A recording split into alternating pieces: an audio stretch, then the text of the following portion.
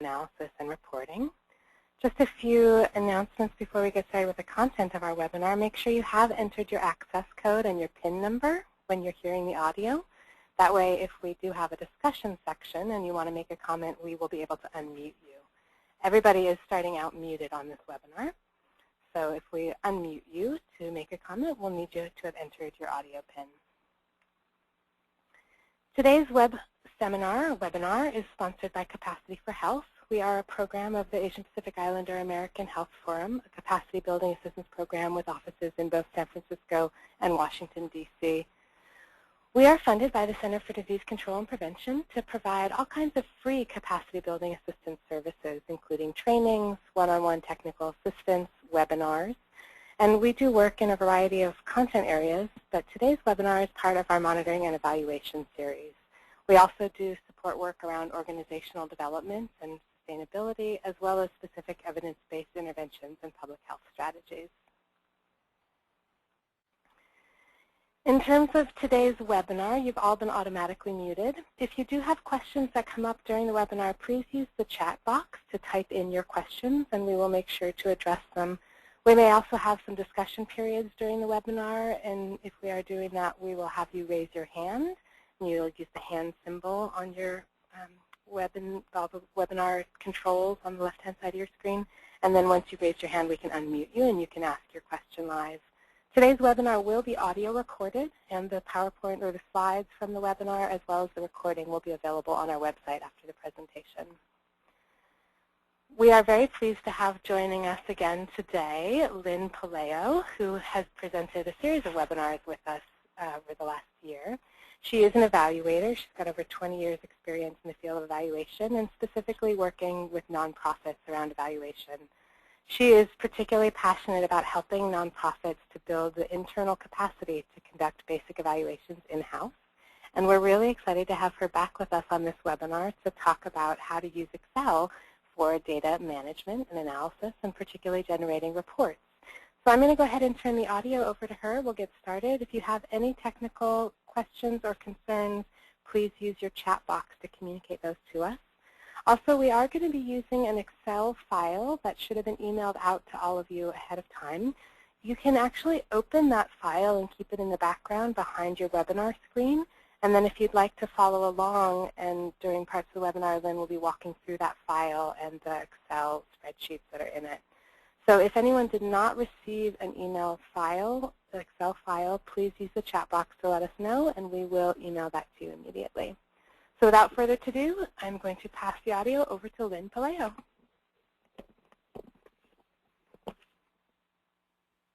Thank you, Sonia. I am excited to be presenting this webinar today. I am not going to talk about all of Excel because it's, as you know, a very complicated, huge program. I've made a specific file for many organizations that I've worked with to use, and that's what I'm going to present today. Frequently, I get the message from nonprofit organizations that they don't want to wait for the evaluator to enter the evaluation forms and get around to sending the report out. They want it now. So this is the instant evaluation report for a workshop using Excel.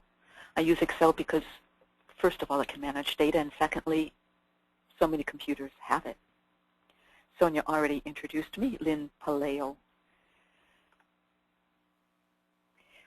We're going to talk about these elements today. First of all, assume that you have a health or social program. People come in some condition, and hopefully after they have worked through your program in some way, they come out in a much more positive state. Because for evaluation, there has to be an intervention. Some kind of health or social program is what I base my work on. The interventions could be a lot: treatment, case management, counseling, anything. The evaluation methods could be focus groups, interviews, observations. But for today's focus, we're going to look at workshops and trainings. Workshops and trainings generally try to increase knowledge, attitudes, and skills. For example, looking at an HIV-related example, if participants attend a workshop on disclosing HIV status to a new partner, the knowledge gains might be that they learn the techniques and tips on how to disclose the HIV status.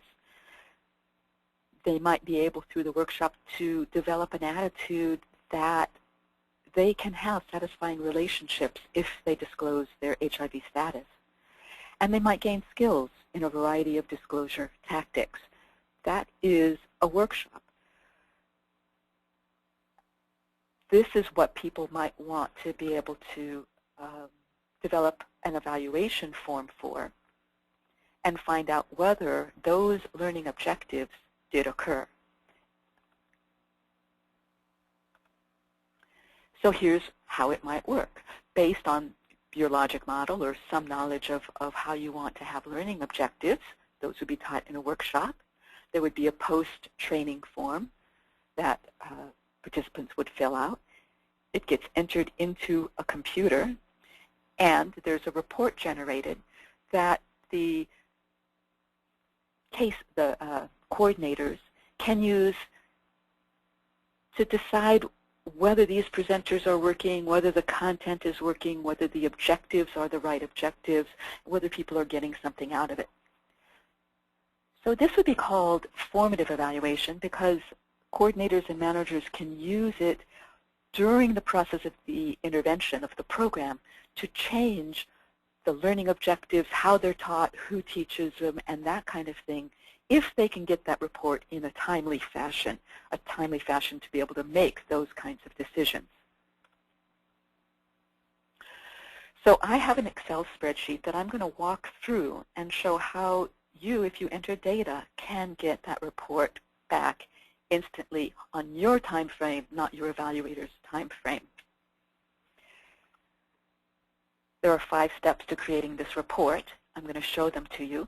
I'm going to walk through the whole creation of the report, then back up and show some of the basic Excel skills that are necessary to do this particular file or workbook. And then we're going to walk through an example of using the workbook. At that point, you would be welcome to have your own file up on half the screen and my screen up on the other half of your screen so that if you're a kinesthetic learner, you can walk through it yourself. If you prefer to watch first, you're welcome to do that because this webinar will be recorded so that you can walk through it again at your own pace. So let me go ahead and open up that Excel file. But first I just want to preface, I don't want undue expectations. This is not all of evaluation. This is not all of Excel. This is just one particular piece of using Excel that I've been asked to help nonprofits with many, many times. So it starts with an evaluation form, just as I was saying in my opening remarks. That evaluation form often includes the name of the organization, your own logo, why your work is important, the location, presenters, the quality and usefulness of the class, did it meet their expectations, and how much did they know before about those specific learning objectives and how much do they know now. This evaluation form that I have here is ready to print. It's just do this and hit the print button. But I'm not going to do that. I want to go back to where I was.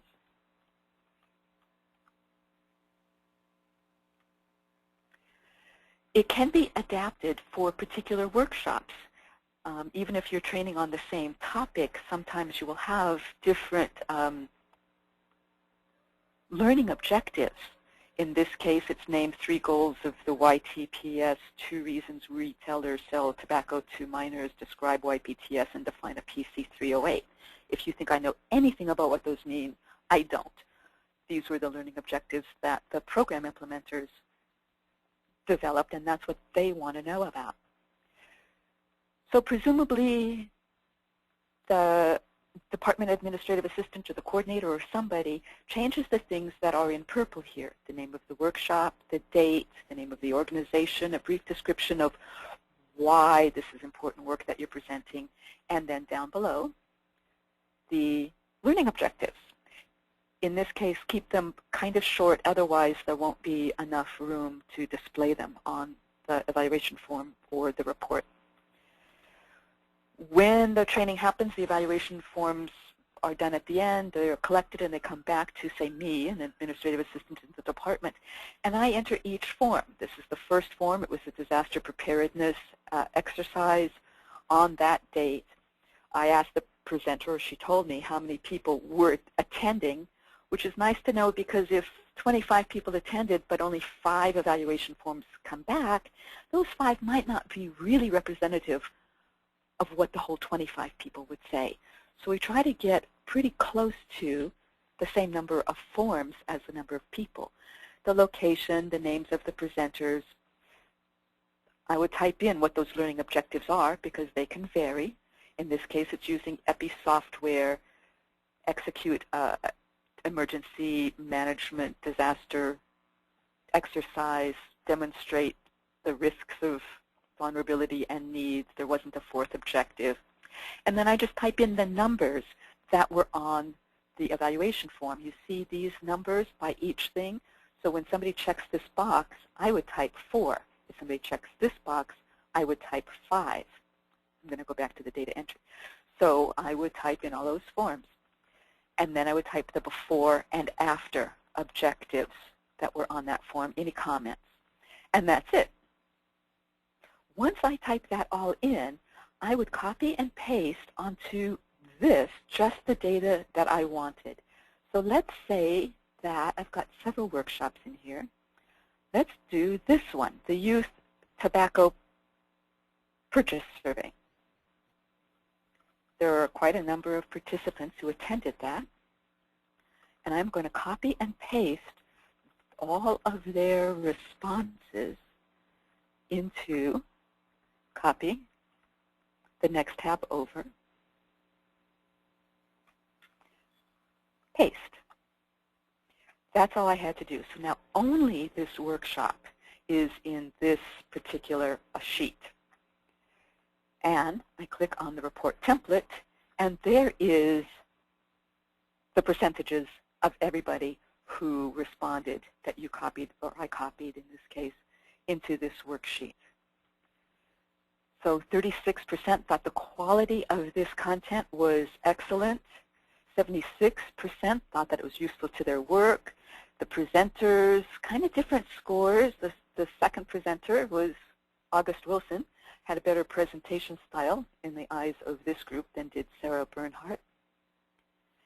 And we can see that before and after, people increased quite a lot.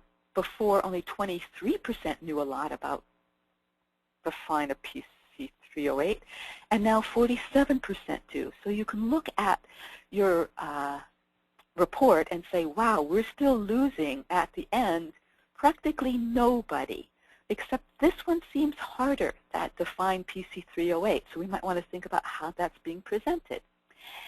And then this part shows the average of those scores before. I know it's really not proper to take an average of a scale from 1 to 4. Don't tell the statisticians that I did this, but it's an easy display.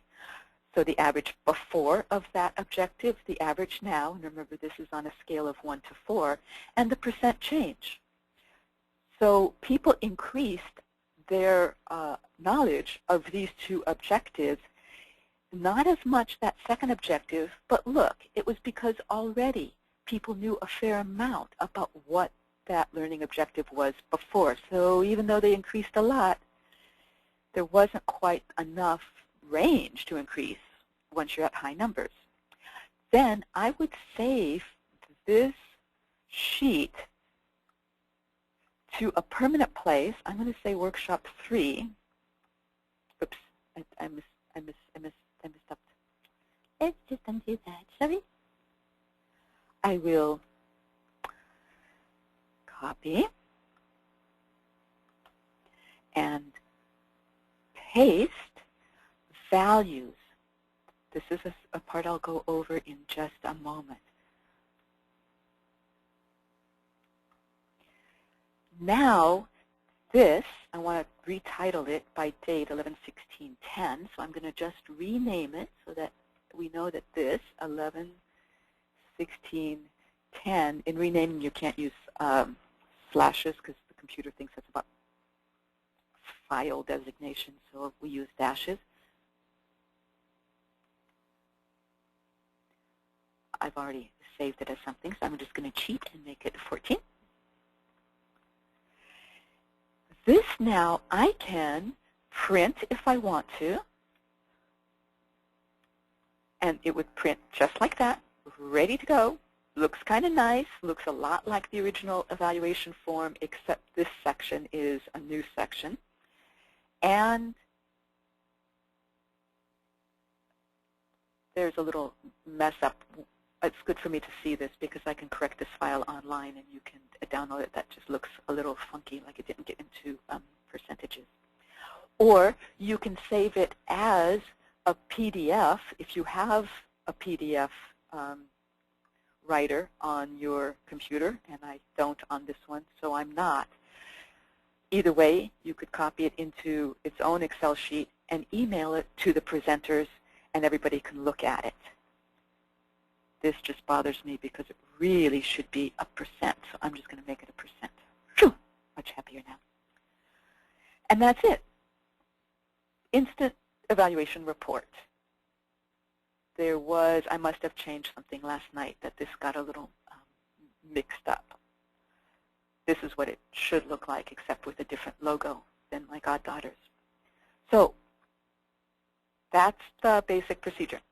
Let us back up and start with just a few Excel basics that are really critical to understand to do this.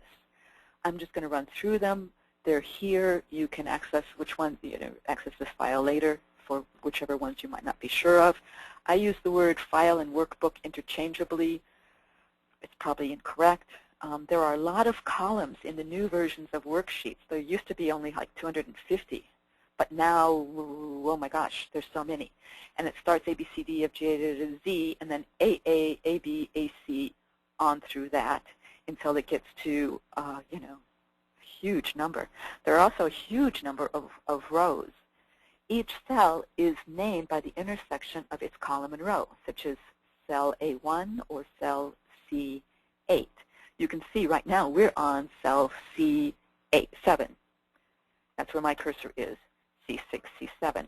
A range of cells is just if I chose several cells, that would be called a range. It would be named from the top left to the bottom right of that range. Generally, Excel really wants one record per row, one person, one case, one form, one something, and the columns are for the variables, the field or the question or whatever it is.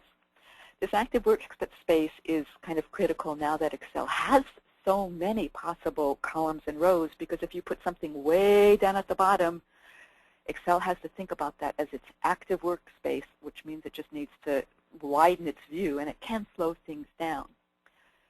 The scrolling, saving files, opening files is just like any other Windows file. The copy is just the same. In other words, you can do it in 16 different ways. You can use your mouse and click on the menu bar, edit copy. You can press the Alt key and type the letters EC, or you can hold the Control key and press C. I can tend to do that last one just because it's quick. Paste is the same way. It's got several ways to do it. I tend to use the Control key and press V. There is an extra command that has to do with paste in Excel that's critical that I'll get to right here. This is an important feature if you're not aware of it, and that is that the actual content of the contents of that cell versus the display of the result. The actual contents of the cell are shown right up here at the top by what they call the function key.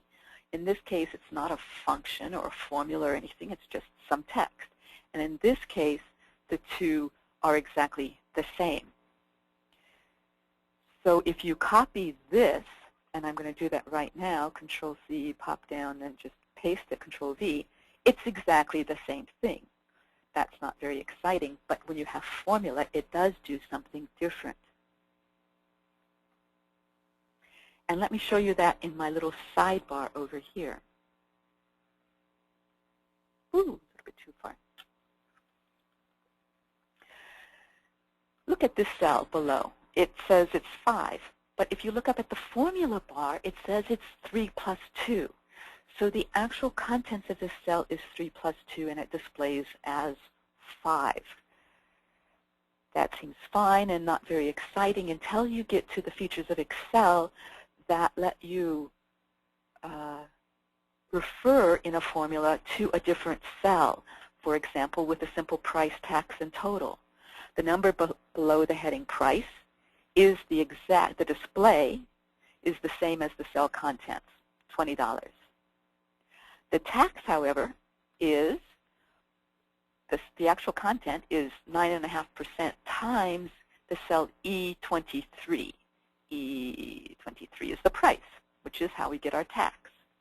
And the total, the display is $21.85, but what's really in that cell is E23 plus F23.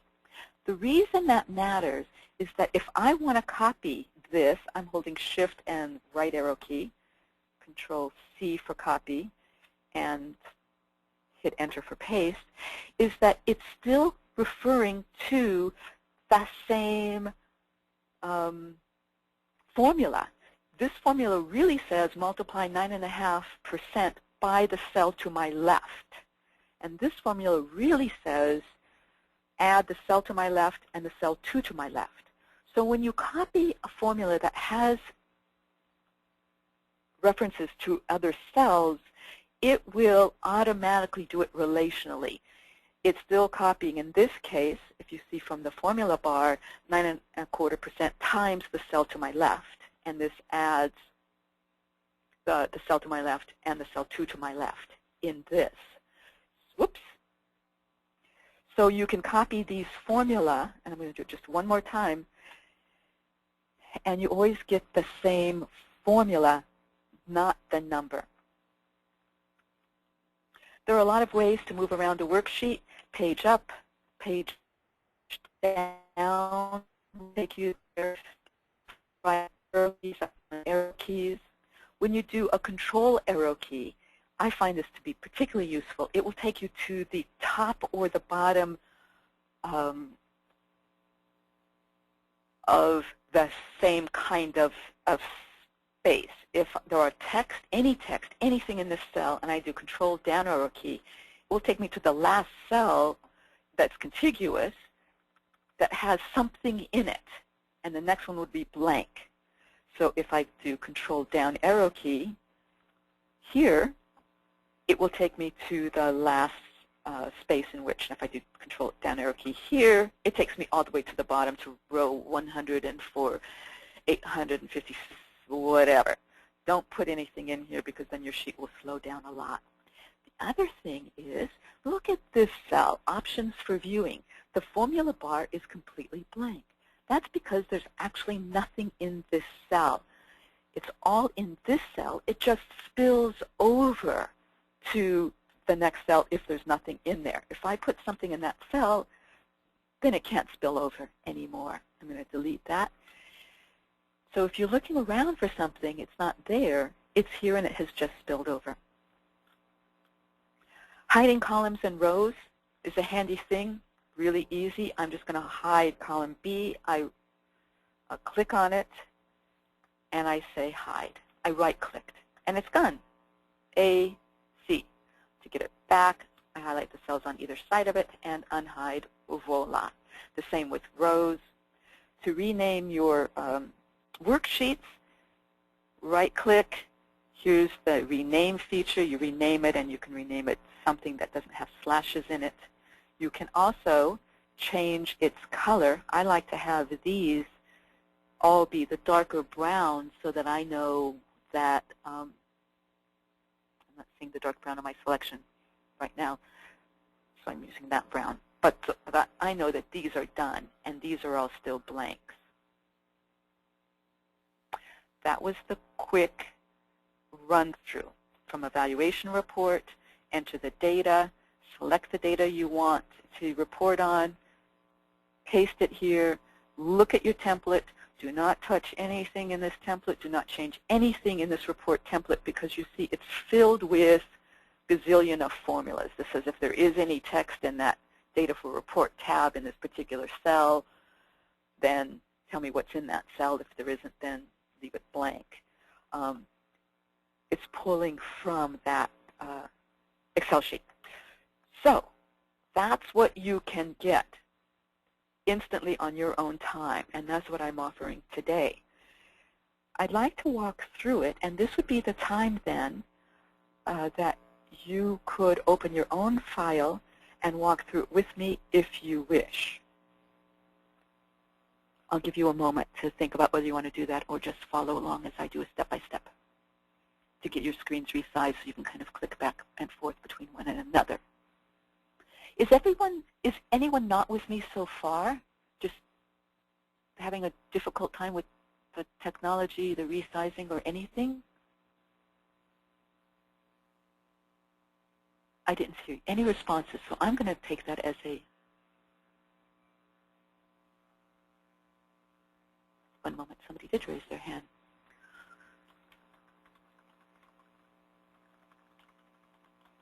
Somebody can't stay for the whole session and would like access to this later. So our wonderful technical support person will do that.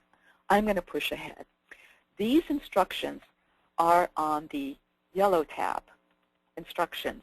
They are also print ready, and I find it much easier to print them. They're print page 1, page 2.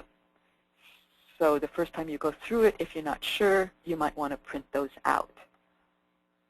I'm going to go back through and walk us all through it. One moment. I see on my screen this annoying little webinar bar that I need to move out. So this is the instructions for what I'm calling the Instant Evaluation Report for Workshops file. And the purpose is that nonprofit organizations or not-profit organizations can report on the effectiveness of their trainings, workshops, and activities. It's got a bunch of tabs which we're going to walk through.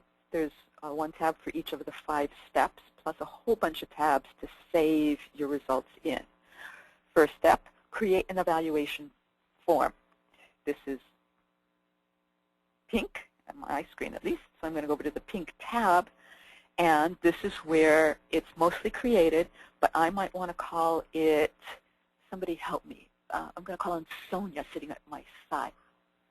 A logic model training. And we are doing this training on March 10th to 11. This didn't quite show up because it's a date format, and I've never been sure how to do that. I can help you with that a little bit later. Sorry about that one error. And I'm going to go up to my formula bar and change the name of my organization to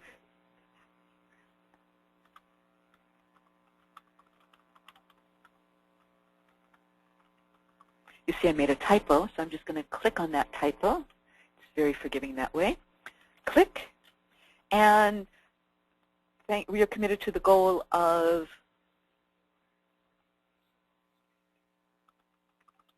building your organizational. Cool. And I want to color that font now back to black since I've got it filled in, and I want these 2 fonts to be also black because, you know, I did it. I'm going to just shrink this type for the moment until we can all see that it really does have a date. It's so annoying that that I don't yet have this as something that will show up, and I thought I did. I'm so sorry. Right now it's over here. I've just moved it, so I'm going to get rid of, try back up. I'm going to work on it. There's a command that says, if it's a date, let me spill it over to the other columns. So this is the evaluation form. The only other thing that you need to do is go down and type in some learning objectives. I'm going to say that by the end of that session on logic models, everyone should understand why they are important. They should know the structure of a logic model and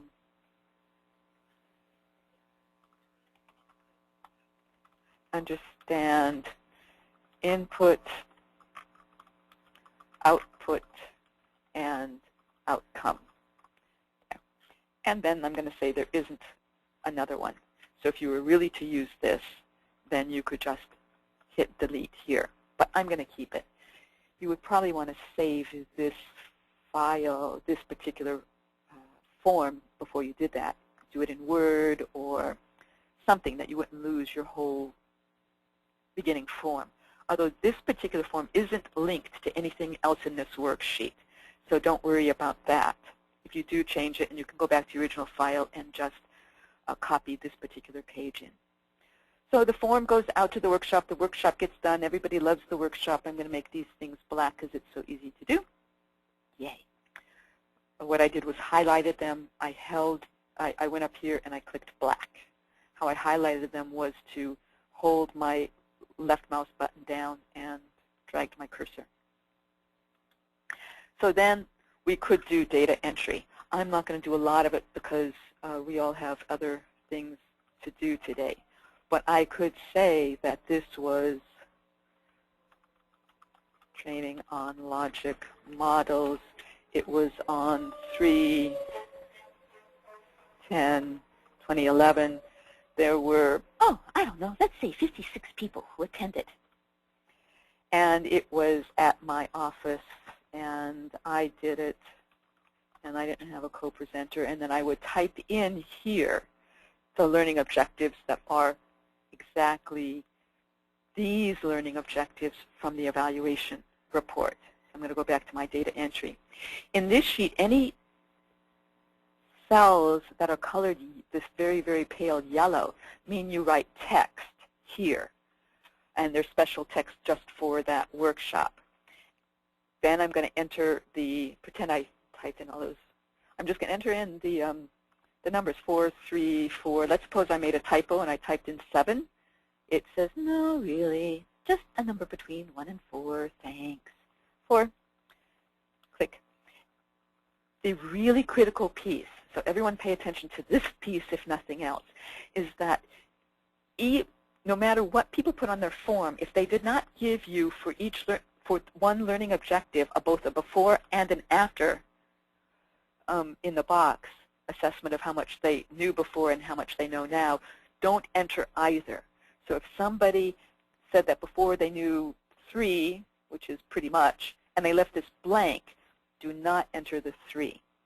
Or similarly, if somebody typed rated the now for an objective but not the before, don't enter either. If somebody gave a 3 here and a 4 here and left this objective both blank, then that's fine. You can leave those blank. You always need a matched pair of greens and blues. Otherwise, you can see the calculation would be off when you're looking at the average of before and the average of now, because it would be based on some people answering the question more than other people. And then I could put in some comments if I wish. This last column is just if you can't understand something, you want to refer to, you want to make a note to yourself that perhaps somebody else should look at it. Then what are these asterisks, you might ask? This is the asterisk that I build into all of my worksheets to address the 2 issues in the Excel basics, which is don't put anything way far out of your active area and get around your sheet quickly. I use asterisks. You could use any symbol whatsoever. If I use Control and up arrow key, I will get to the very top row. If I use then Control down arrow key, I get to the last row in my active worksheet. This kind of defines my sandbox. I don't want to really be playing beyond that. This is all I need, which is row 2006. So I put the parameters of my active area or sandbox, which means that you can only enter 2,000 records in here. If you have a workshop that trainings that involve more than 2,000, just copy the file and start over with them. So rather than enter it, why don't we, anyone who wants to join me in this, let's copy over the poetry writing for HIV-positive youth. Do not do what is so common in Excel and usually a great idea, which is to copy the whole row. Don't do that. It's really important just to take the data. So I'm going to put my cursor on A55, hold the Shift key down, do a down arrow key. I'm still holding on to the Shift key. Now I'm going to keep holding on to the Shift key and do the right arrow key until I've got all of my data in that I want to use, which is that much. I've let go of everything. I like the Control C for copy, so I hold Control, click on C. Then I'm going to take my mouse and move to Data for Report. I'm going to click into, I'm using Control up arrow key to get to my first record. I'm going to type over this. I should have gone in and erased this first, but I didn't. So I'm going to do Control V for paste. And then let me go down and see if those youth tobacco people still had some things in here. They do. So I'm just going to delete those because otherwise they'll be counted in our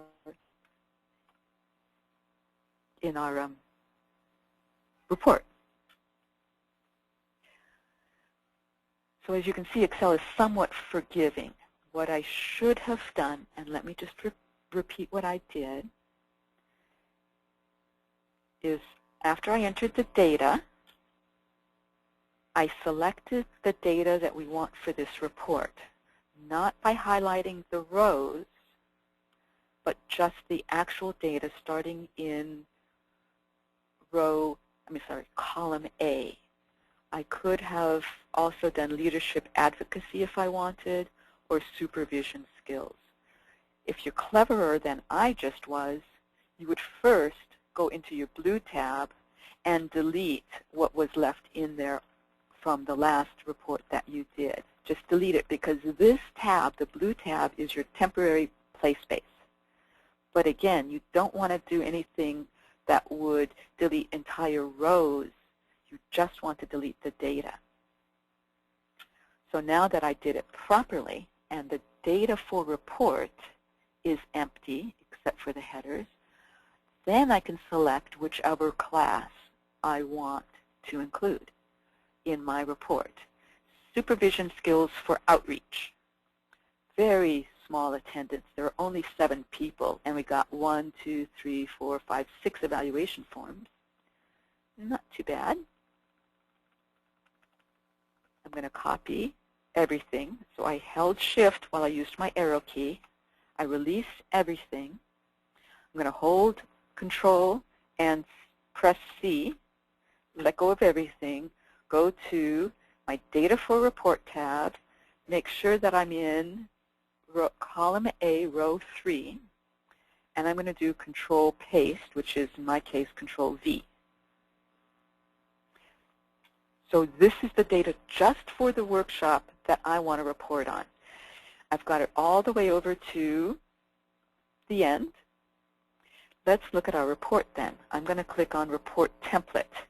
This is the template that has gazillions of formulas. And it gives us the date nice and properly formatted in this case. Supervision skills for outreach coordinators. I see that I would like to have that as a capital S, but don't change it here. Wait until you've glanced at it and copied it over to one of your worksheet tabs where it can be saved, like this one, before you change anything. Don't change anything on the report template. but it's fun to just glance at it. So let's look down and see that there was only one presenter in this one. So you can see that there was nothing for presenter 2. 2/3 of the people really liked her, but no one liked the materials. And only 1/3 of the people liked the quality of the content. Something is interesting here. Nobody knew very much about how to give positive feedback, and at the end, only 1/4 still knew a lot. This hiring thing looks kind of low too. So some of these objectives just didn't come across to people. This before score is 1.8. That's kind of low on a scale of 1 to 4, when 1 is not at all and 2 is very little. This is somewhere between not at all and very little. Wow. Now people know more, at least up to a 3. But look at this objective, laws on hiring and firing. People's knowledge of this one went down by the end of the class. I suspect it's because there was some content about laws on hiring and firing that this presenter presented that did not jive with these people. It confused them. Before they thought they knew stuff, at the end they're kind of indicating to you that, oof, you know, that part didn't work. This is great information because then you can go back and say, let's restructure that. And then at the end of my report, there is the number who attended the workshop. That number comes straight from the number I entered when I entered the data number attending. I got that number from the presenter. I'm going to go back to the report template. The number of evaluation forms, which this program will just calculate automatically, and then the participation rate, 86%. That's good. I can kind of trust that the people who did respond to this workshop form would be pretty similar to the people who didn't respond, since it's 6 out of 7. If this response rate were 30%, maybe there were 86 people and only 30% turned in an evaluation form, I'm not sure I would trust these findings so much, because the 30% who answered might be pretty different on average than on average the people who didn't. So it's best to try to get an evaluation form from a pretty high number. I'm going to go to the top, Control Home, and I am going to press this square that I'm sure has a name, and somebody could probably tell it to me, that is up to the left of A and above 1. That will copy the entire worksheet. In this particular file, this is about the only time, this is the only time that you have up to this step been able to copy an entire thing.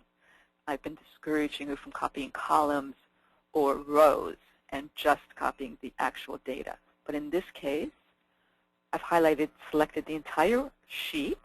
I'm going to go Control C. I'm going to go over to one of my blank worksheets, and I am going to paste File. It's under File, Paste, Values. You can either click here, or I'm just going to click here in the dialog box and choose Values. Alt Paste as Values. And somehow when I did these sheets, something got a little messed up, and I'm going to fix it right now. You see how the worksheets aren't quite aligning? So close your eyes if you are not terrifically fond of Excel and might get confused. But if you do like Excel, I'm going to show you how I did this. I'm going to copy this. I'm going to go to Worksheet 4, and I'm going to copy, paste Special as Formats. There. So I need to take all of these worksheets, because I think all of them are messed up, and I'm going to go to the very end of them, 10. I have been holding Shift as I put my mouse on the first one and the last one. So you see they're white, which means whatever I do, I'm going to do it to all of them. I want to go back to my report template. It's still highlighted, but I'm going to highlight it anyway. Control C. I'm going to go to the first one of these and re-highlight them. I guess something slipped. And do a paste special formats. What formats is keeping is all those lines and the font size and all of that. So now, if I were to go to worksheet 5, let's suppose, and take our report, just as if, now come back everybody, we just looked at our report, then we can take that command of copy, Control-C, paste into worksheet, paste as values. And it's all lined up. I'm so much happier with that. The location is the office. The presenter was Maria Tallchief. She was a dancer, a ballerina. Now I can do anything. I can go up and find that. Anything I want to change here. Of course, we don't ethically change the data, but maybe this looks stupid that it's in the office. I might want to say 2021 Arlington Street. I might even want to spell it right, although it's not my best skill. Even on the second time. This you can change some things if you want to format it a little bit differently, because all of the data are in this, and this is your save copy.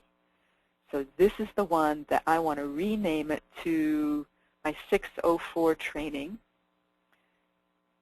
6-04-09. And I want to click off of it. I'm going to click back on it, right-click, and change the tab color to one of those browns so that I know that this one, is that the same brown? Let's try that one, is done. So when I click off of it, you can see it's the same brown. So let's just change that tab color too, because it will drive me crazy if it's not changed. There. And so we see that workshop 4 was wrong. I might just want to delete this whole workshop because it was just wrong, or so I'm going to do that. I'm going to right-click and delete this tab. Delete the whole tab. It might look like you only have 10 here, but remember that hide and unhide feature, it works for tabs too. I'm going to hold down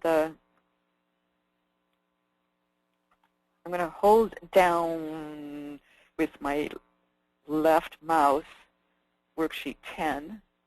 Sorry, I want to click off of all of these worksheets. They're all highlighted. Worksheet 10, and the next one over to it. I am going to unhide all of them. Worksheet 11 through 18. I guess I'm going to do it one at a time. Various versions of Excel have various slight differences. This is 2010, and it does it a touch different than 2007. But the basic thing is to find the key that lets you unhide your workshops tabs so that you have some more of them. And that is the Excel steps. We have some minutes. Why don't people start raising their hands if you wish, or just type questions. And I'm going to make a few adjustments to the way that these other ones were laid out while you do that.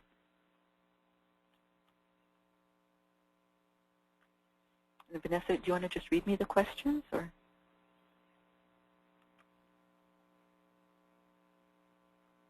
Then let me ask a question. How many people think that this might be useful for your work and that you understood it?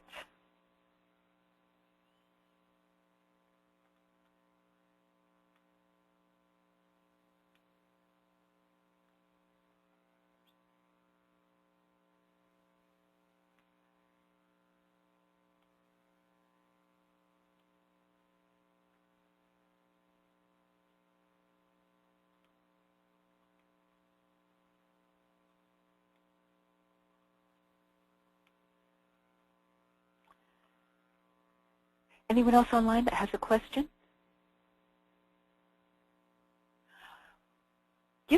I just need a little feedback because I haven't presented this one to a group before. I've always presented them to each client who needs it and kind of adjusted it. But as a general format for workshops and trainings, will this be helpful to you? 2 people said, yes, it was great and straightforward, and yes, it will be very helpful to my work. So I'm glad for that. I'm going to make a few small adjustments to this worksheet. As you saw, the formats were a little bit incorrect, and Capacity for Health will replace it on their website so that you can get access to it. I'm going to go ahead and keep the tabs that were already done. Maybe I'll only keep one of them as a sample. The other thing is, if you have a logo, you can replace a picture by simply clicking on the cell, Insert, Picture, and then you have to go find a picture in your computer. I think I have one here. So I'm just going to take a second and put in the picture and show you how to do it. You'll find wherever your pictures are, pictures. And Belize. I'm going to just put in this picture for the second.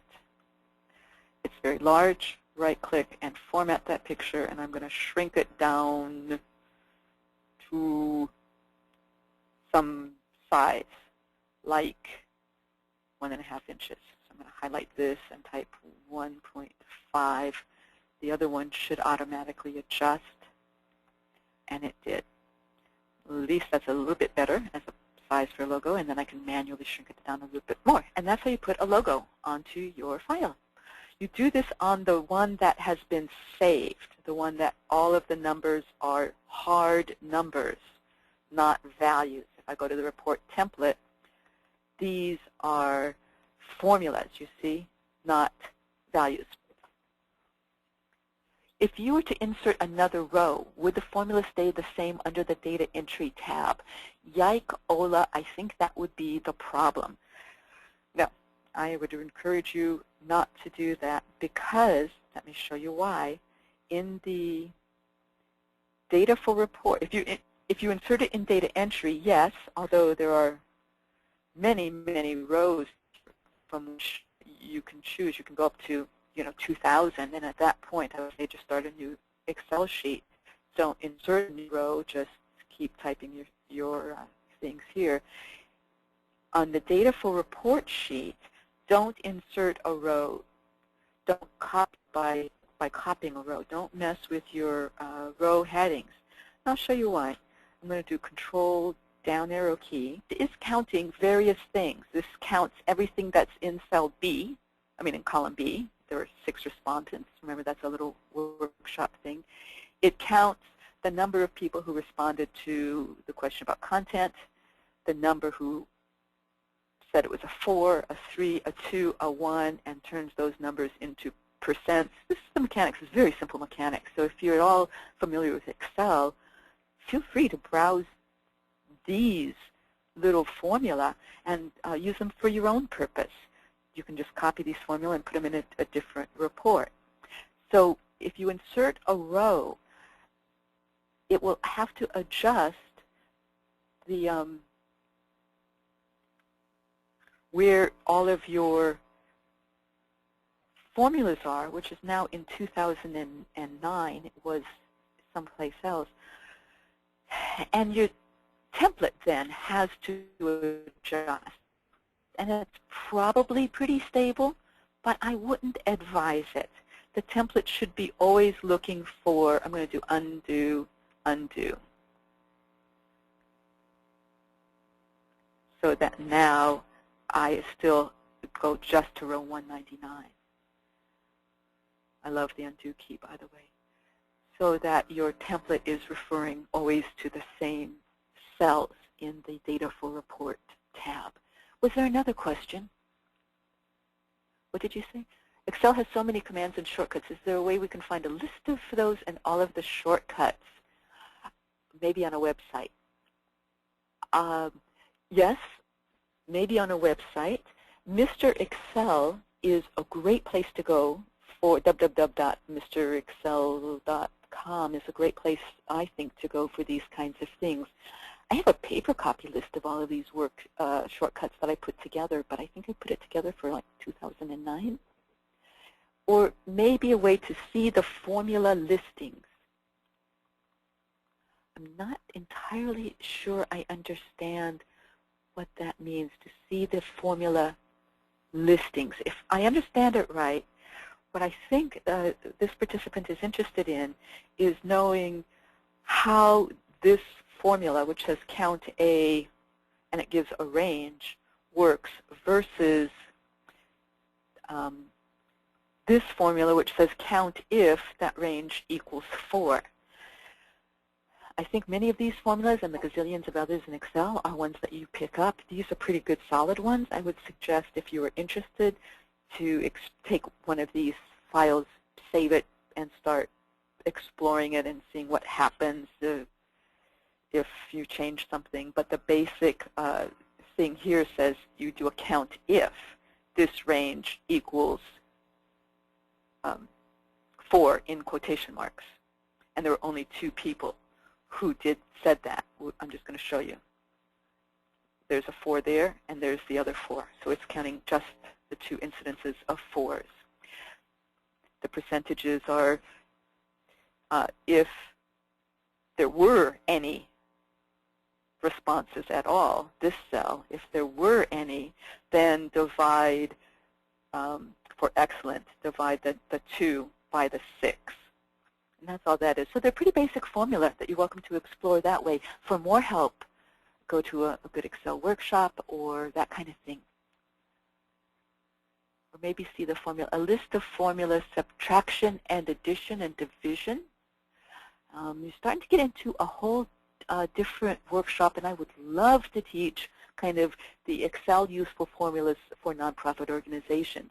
But I thought that today it would be best to give a specific application that people who didn't want to know about formulas could still use for the purpose that they want to use,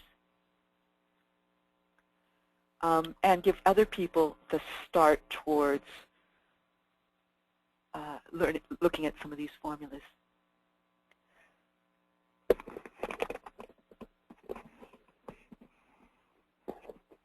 So with that, we're actually going to be wrapping up today's webinar.